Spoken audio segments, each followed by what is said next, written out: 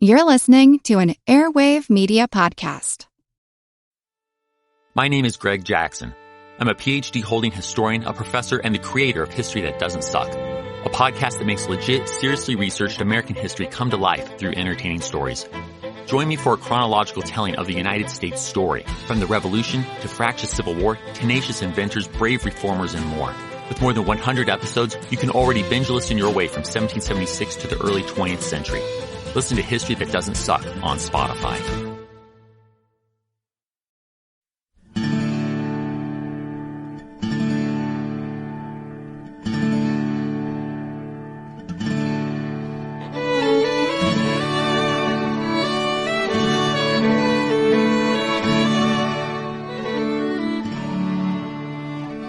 Hey everyone, thanks for tuning in to the 72nd episode of our Civil War podcast. My name is Rich. And I'm Tracy. Hello y'all, welcome to the podcast. Last week, as part of the background for Robert E. Lee's Cheat Mountain campaign, we mentioned that in late July 1861, Major General George McCLELLAN left Western Virginia and made his way to Washington, D.C., where he was given command of the disorganized and demoralized Federal Army that had just been given a good kicking by the Confederates at the First Battle of Manassas. Since we already spent some time back in episode number 44 talking about McClellan's life story, we won't cover that same ground again here, but we will remind you that as far as McClellan's small-scale victories out in Western Virginia, which were the reason he was called up to the big leagues in July 1861, well, let's just say that in the North, the perception of those victories had less to do with reality than with McClellan's willingness to toot his own horn. Although he did orchestrate the movements that led to the Confederate debacle at the Philippi races, he wasn't actually present on the field. And then at Rich Mountain, where he was present, he lost his nerve and failed to support Rosecrans. Nevertheless, McClellan, in letters to his influential friends and in newspaper accounts, McClellan made certain that he received the credit for the successes that Federal arms had achieved in Western Virginia. He thus became the North's first battlefield hero. With that kind of self-promotion added to the reputation for success that he'd carried into the war, it really came as no surprise when, on July 22nd, the day after the main Union field army had been humiliated along the banks of Bull Run, George Britton McClellan was handed an urgent message. It was from the President, and it read, "Circumstances make your presence here necessary. Come hither without delay." After receiving that summons to come to Washington, McClellan wasted no time in responding. He turned over command in Western Virginia to William Rosecrans and then traveled by special train to the nation's capital. When he arrived in Washington on Friday, July 26th, an enthusiastic crowd greeted him at the railroad station.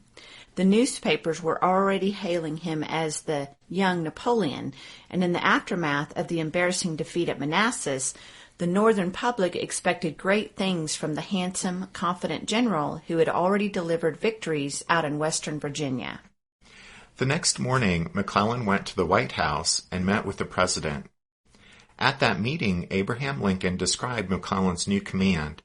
He was to command what was then the departments of Washington and Northeastern Virginia, which basically was made up of the main Federal field army and also the defenses of Washington. The rest of that Saturday was spent in a whirl of meetings and inspections, and everywhere he turned, George McClellan found himself hailed as the remedy for the Union's military woes.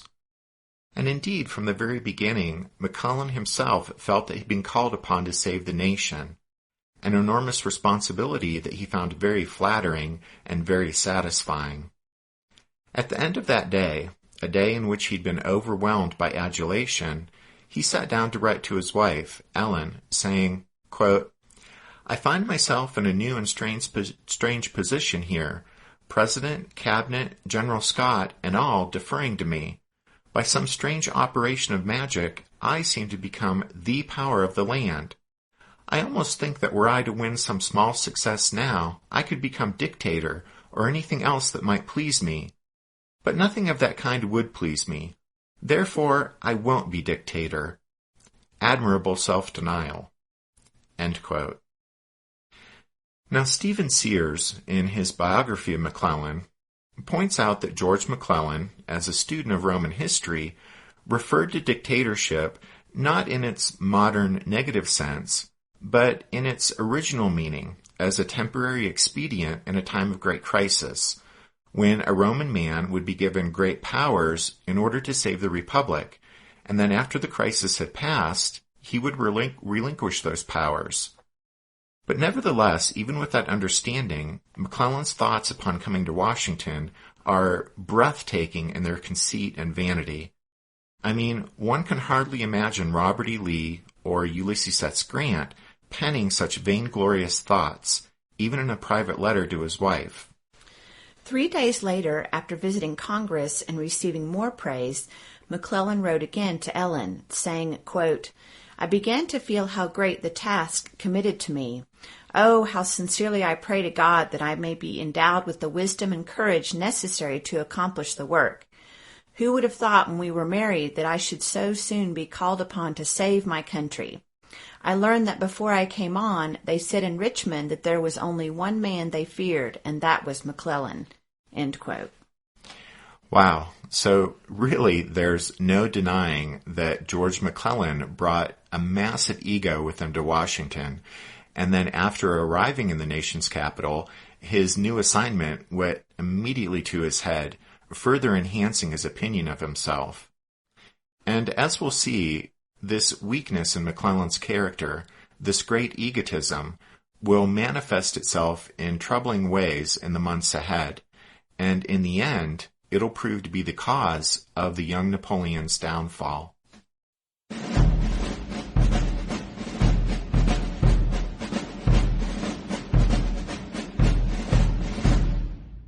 The telegram he'd received in Western Virginia had read, "Circumstances make your presence here necessary. Come hither without delay." And when he arrived in Washington on July 26th and rode down Pennsylvania Avenue in a carriage, George McClellan could see many signs of the circumstances that required his presence. 5 days had passed since the Union soldiers trounced at Manassas had started to trudge into Washington, and in spite of the best efforts of the authorities to restore order, the army and the capital were still in disarray. McClellan could see drunken soldiers roaming the streets. He found that demoralized officers filled the saloons at fashionable hotels. And then, of course, there was the enemy. The Confederates who had bested the Federals in the war's first big battle were now encamped at Centerville, Virginia, scarcely 25 miles southwest of the capital. The day after his arrival in Washington, McClellan made a quick tour of the Union Army camps on the outskirts of the capital. On the opposite shore of the Potomac, the Federals still controlled the narrow strip of Virginia running north from Alexandria to a point just above Georgetown. But if the enemy launched an all-out assault on Washington, McClellan had no confidence in the ability of his new command to put up a good fight.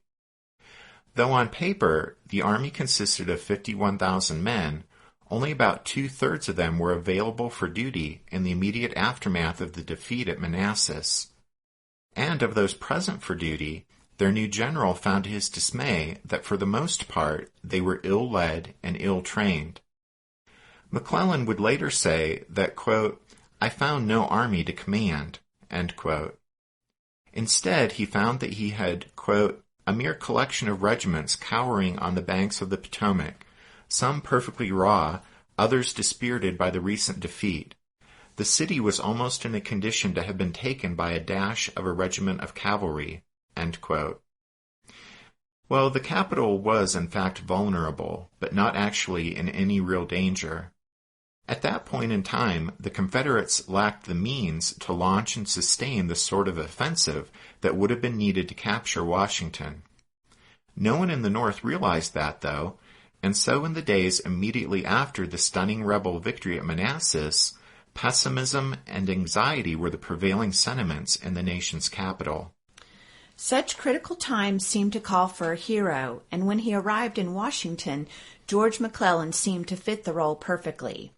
He cut a dashing figure as he rode about on his magnificent dark bay, Dan Webster, and he radiated what one observer called, quote, an indescribable air of success, end quote. To McClellan's mind, the country was calling upon him to save it, and with great energy, he immediately set about trying to do so. His first order of business was to instill order and discipline into the Union forces in and around Washington and turn the disorganized rabble he'd inherited into serious soldiers. The first task McClellan took on was restoring a sense of order to Washington itself. The city was overrun with soldiers. There were 3 months' men, their enlistments up, setting out for home. There were stragglers still wandering about after the battle, not yet feeling any pressing need to return to their units. And there were great numbers of demoralized officers spending more time in the city's bar rooms and hotel lobbies than in their encampments. And so to clean up this embarrassing scene, McClellan made Andrew Porter provost marshal. Porter, who had commanded a brigade at Manassas, was given a force of tough, hard-bitten regulars to act as military police. Porter's men swarmed through the city's streets, and in short order they'd cleared the capital's hotels, brothels, saloons, and gambling houses of strays, stragglers, and slackers, and sent them off to the outlying army camps. No soldier, whether enlisted man or officer, was allowed in the city without a pass. Just 3 days after Porter had started his work, McClellan could boast that Washington was, quote, perfectly quiet, end quote. And on August 1st, an editorial in the New York Tribune congratulated McClellan on, quote, the admirable system of discipline he has put in force, end quote. But clearing the capital was only one aspect of imposing discipline on the unruly volunteers. McClellan was forced to teach a lesson in implacable military justice when some 3-year regiments grew restless watching other volunteers, 3 months' men, muster out and go home. 2 of the unhappy regiments resorted to mutiny to bring attention to their grievances. When the men of the 2nd Maine refused to turn out one morning, McClellan dispatched the provost guard to arrest the ringleaders, and ultimately 63 of the disgruntled soldiers were sentenced to a grim imprisonment at Fort Jefferson in the dry Tortugas off the southern tip of Florida. But the most serious test of McClellan's new standards of discipline came from the 79th New York, the regiment nicknamed the Highlanders because of the large number of Scotsmen in its ranks, had suffered heavy casualties at First Manassas, including losing its colonel, James Cameron, the brother of the Secretary of War. The regimental historian wrote that after the battle, quote, I want to go home was pictured on every countenance, end quote. Then a misunderstanding arose. The soldiers of the 79th had somehow come to believe that they'd been promised they could return to New York City for the purpose of recruiting new volunteers to replace the large number of casualties they'd suffered at Manassas. But then when the Highlanders learned they wouldn't be going home after all, things turned ugly. On the morning of August 14th, all but 2 of the regiment's 10 companies refused orders to strike their tents in preparation for a march to another camp. As soon as McClellan got wind of the trouble, he sent Porter and a heavily armed force of regulars to surround the 79th's camp. On a hill overlooking the camp, regular army artillerymen loaded their pieces with canister. That threat was enough to take the air out of the mutineers, and the Highlanders' revolt came to an end. 35 of the ringleaders were arrested, placed in irons, and hauled away. But McClellan decided to make an example of the New Yorkers, and to that end he ordered the provost marshal to strip the 79th of their regimental colors. An officer of the provost guard reported that when the flags were taken away from the men, a low, despairing moan came from the crestfallen Highlanders. But in making an example of the 79th, McClellan also primed them for rehabilitation, since he promised that the colors would be restored to the regiment when the men gave evidence that they had learned to behave like soldiers. True to his word, McClellan personally returned the flags to the Highlanders about a month later. One of the New Yorkers wrote that, quote, we cheered him heartily, feeling that little Mac was, after all, our friend, end quote.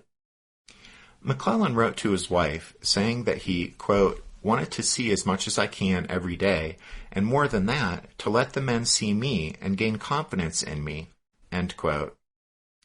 As George McClellan spent long days galloping about on Dan Webster, circulating among the camps of the Army, he came to be a constant presence in the lives of the soldiers, and a bond began to develop between the men in the ranks and Little Mac, or our George, as they took to calling him. They would raise a cheer when they saw him coming, riding the big horse, and McClellan's acknowledgment of their cheers soon became his trademark.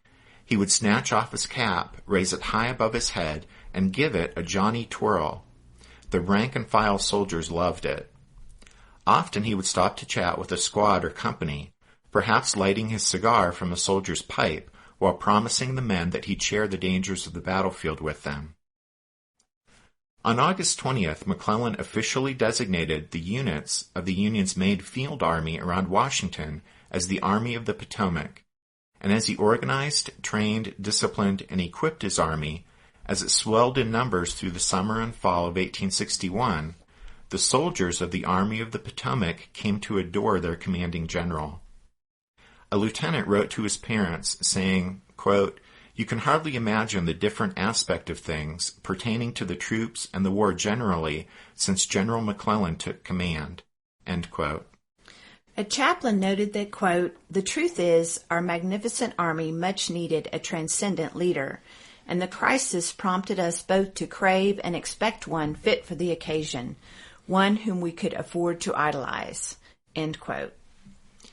William Tecumseh Sherman once stated, quote, "There is a soul to an army as well as to the individual man, and no general can accomplish the full work of his army unless he commands the soul of his men, as well as their body and legs."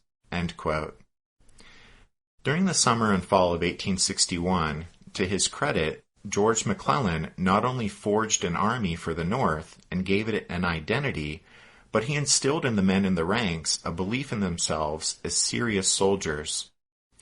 George Meade, a future commander of the Army of the Potomac, admitted later that after McClellan, quote, "The Army made no essential improvement under any of his successors," end quote. And in his book, The Grand Design, Strategy in the U.S. Civil War, Donald Stoker expands upon that same thought, writing, quote, "For all his faults that manifested later, McClellan forged the core of and then built one of the finest armies the United States has ever fielded. In the end, however, he proved unable or unwilling to employ it properly. Others used his magnificent army to win the war." End quote.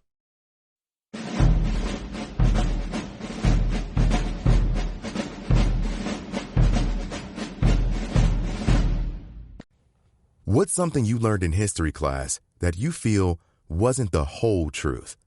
Better yet, what's something you didn't learn at all that was omitted completely? That's what I'd like to call redacted history. I believe that all history, no matter how good or bad, needs to be told. There are wars, massacres, battles, and entire historical events that are just not in our school's history books. Have you ever heard of Mary Bowser? I didn't think so. My name is Andre White, the host of the Redacted History Podcast, the place where history's forgotten events, heroes, and villains get their story told, one episode at a time. So come huddle around the campfire with me and get ready to hear the stories that you were robbed of. And get comfortable. We're going to be here a while. The Redacted History Podcast. Real history never dies. Stream the Redacted History Podcast on Apple Podcasts, Spotify, or wherever else you get your podcasts. Did archaeologists discover Noah's Ark? Is the rapture coming as soon as the Euphrates River dries up? Does the Bible condemn abortion? Don't you wish you had a trustworthy academic resource to help make sense of all of this? Well, I'm Dan Beecher, and he's award-winning Bible scholar and TikTok sensation Dr. Dan McClellan, and we want to invite you to the Data Over Dogma podcast, where our mission is to increase public access to the academic study of the Bible and religion, and also to combat the spread of misinformation about the same. But, in a fun way. Every week we tackle fascinating topics. We go back to source materials in their original languages. And we interview top scholars in the field. So whether you're a devout believer, or you're just interested in a clear-eyed, deeply informed look at one of the most influential books of all time, we think you're going to love the Data Over Dogma podcast. Wherever you subscribe to awesome shows. When we talked about McCLELLAN before, back in episodes 43 and 44, we jokingly said that he thought he was God's gift to the Union, but actually we were only half joking, because George McCLELLAN really did believe that God had called him to save the country. After his arrival in Washington, he wrote to Ellen saying, "God has placed a great work in my hands. I was called to it. My previous life seems to have been unwittingly directed to this great end." In his book, Tried by War, Abraham Lincoln as Commander-in-Chief, James McPherson writes, quote, "In any case, McCLELLAN soon became convinced that God had not only called him to his great work, God had also placed obstacles in his path. The first of them was Winfield Scott, whose age, obesity, and infirmities limited his workday to a few hours, while the energetic and charismatic young Napoleon put in 16-hour days, organizing and drilling his new army. McCLELLAN bypassed Scott frequently, communicating directly with the president and members of the cabinet. Serious tensions soon developed between the old and new military titans." End quote. Early in August, McCLELLAN bypassed Winfield Scott and sent a memorandum directly to the president in which he claimed that the nearby Confederate Army had 100,000 men and was being reinforced, and that Washington was in imminent danger of being attacked by this huge host. Actually, at that time, the Confederate Army in Northern Virginia was only about 40,000 strong. We'll talk more later on about McClellan's troubling tendency to inflate enemy strength and misconstrue Confederate intentions. Winfield Scott not only regarded McClellan's memo to the president as an insult to his own authority, but the old general scoffed at the young Napoleon's estimate of enemy numbers and his fears of an impending attack. An angry Scott apparently called McCLELLAN into his office and gave him an earful, but then the old general-in-chief offered his resignation to the president. This quarrel between his two top military men upset Lincoln, and he managed to smooth things over and convince Scott to stay on. McCLELLAN agreed to withdraw the offending memo, and to the president he offered his, quote, "most profound assurances of respect for General Scott and yourself," end quote. But at the same time, McCLELLAN was convinced he was right, and he was saying privately that he now believed the Confederate Army to his front numbered 150,000 men. And he wrote to Ellen, asking how people think, quote, "that I can save this country when stopped by General Scott. I do not know whether he is a dotard or a traitor. I can't tell which. He cannot or will not comprehend the condition in which we are placed, and is entirely unequal to the emergency. If he cannot be taken out of my path, I will not retain my position, but will resign and let the administration take care of itself. That confounded old general always comes in the way. He is a perfect imbecile. He understands nothing, appreciates nothing, and is ever in my way." End quote. A week later, he wrote her, quote, "General Scott is the most dangerous antagonist I have. Either he or I must leave. Our ideas are so widely different that it is impossible for us to work together much longer." End quote. And a day later, his frustration expanded to include the president as well. He wrote, quote, "I am here in a terrible place. The enemy have 3 or 4 times my force. The president is an idiot, the old general in his dotage. They cannot or will not see the true state of affairs." End quote. We'll talk more later on about McClellan's relationship with Lincoln, and longtime listeners will remember that the two men knew each other before the war, back in Illinois. But anyway, for right now, it's enough to see that McCLELLAN, at some point, perhaps even before he came to Washington, McCLELLAN had obviously decided that since he was the one man who could save the country, well then, by rights, he ought to have old Winfield Scott's job as General-in-Chief. As we'll see, McClellan's maneuverings against Scott will pay off in the aftermath of the federal defeat at Ball's Bluff, when the president will accept Winfield Scott's offer of retirement, and on November 1st, Lincoln will designate George McClellan as General-in-Chief of all the Union's armies. But the president will be worried about whether McClellan can shoulder the new load while retaining personal command of the Army of the Potomac. McClellan, however, will answer Lincoln's doubts by assuring the president, quote, "I can do it all," end quote.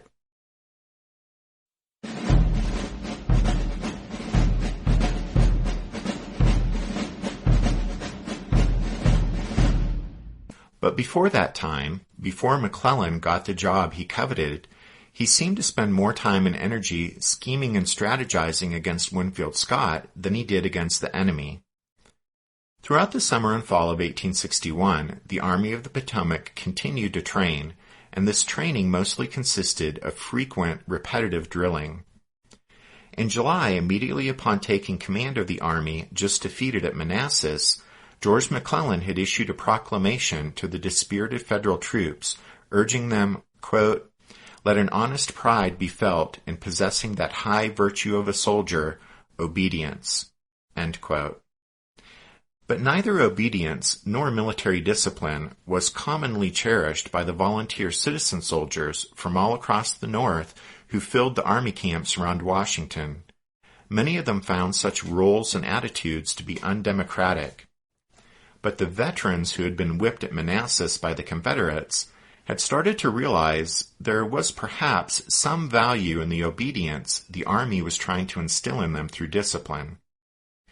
You see, according to the tactics of the time, the goal of discipline and training and obedience to orders was to allow a formation of men to maneuver into position on a battlefield and deliver maximum firepower upon the enemy. To be able to do that, a soldier had to follow orders so automatically that even amidst the smoke and noise and chaos of the battlefield, he would still respond to commands and act as part of that cohesive formation of men. One veteran of many battles wrote that, quote, "It takes a raw recruit some time to learn that he is not to think or suggest, but obey. Some never do learn. I acquired it at last, in humility and mud," end quote. But learning that last lesson through cruel experience was still far off for most of the soldiers of the Army of the Potomac during the summer and fall of 1861. During those days, they were still learning to be soldiers and learning what it meant to be an army.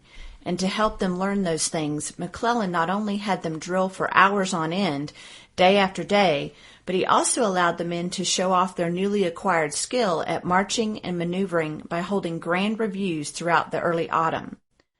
Little Mac himself had a love of ceremony, and he passed on this appreciation for martial pomp to the men of his army by holding full-dress reviews on the parade ground.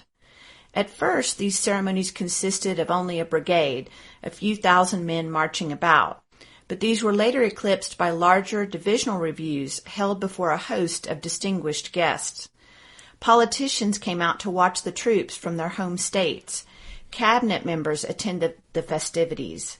Society ladies with hoop skirts and parasols fluttered about. Sometimes even President Lincoln would show up, but the center of attention was always McClellan. When the music of the regimental bands on the parade ground would stop, Little Mac would come galloping down the massed ranks on his great horse, and the men would cheer him. And as he swept by them, he would acknowledge their enthusiasm with that informal salute that they loved. He would snatch off his hat, and with a bow and a smile, give it that jaunty twirl. Such grand military spectacles elevated the morale of the soldiers and the civilians.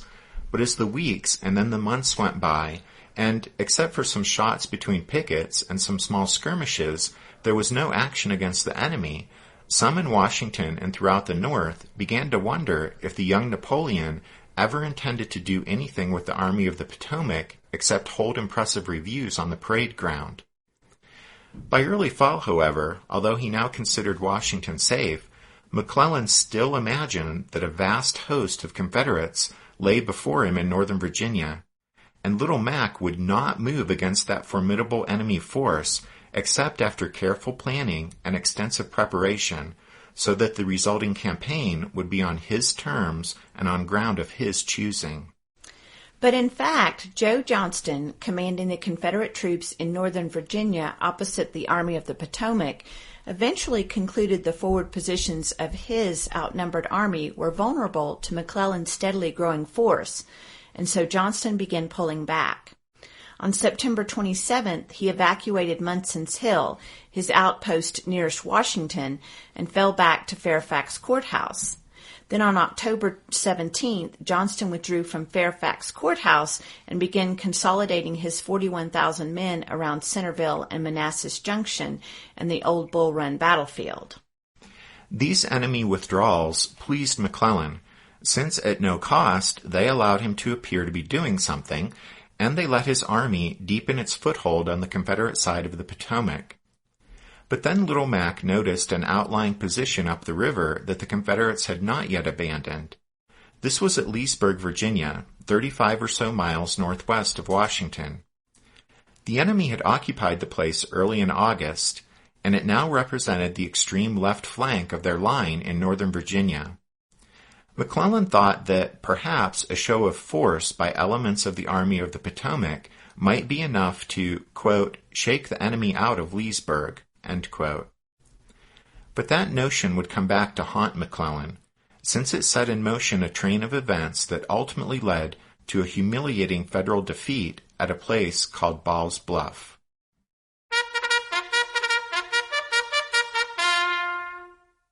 That means it's time for this episode's book recommendation, and our recommendation this time is George B. McClellan, The Young Napoleon, by Stephen Sears. After the Civil War, Ulysses S. Grant admitted that, quote, McClellan is to me one of the great mysteries of the war, end quote. Stephen Sears' biography of McClellan is a good starting point for anyone wanting to understand what Grant meant, and it's a good place to start to try to unravel that mystery that was George Britton McClellan. As always, you can find all of our book recommendations at the podcast website, which is www.civilwarpodcast.blogspot.com. At the end of the last episode, we said we would cover the Battle of Ball's Bluff this week, but once we got started on McClellan, we decided to just devote this episode to him, so we hope y'all don't mind that. But we promise that next week we'll get to Ball's Bluff. Yep. But for now, thanks for listening to this episode of The Civil War, 1861 to 1865, a history podcast. We do hope you'll join us again next week, but until then, take care. Thanks, everyone. Bye.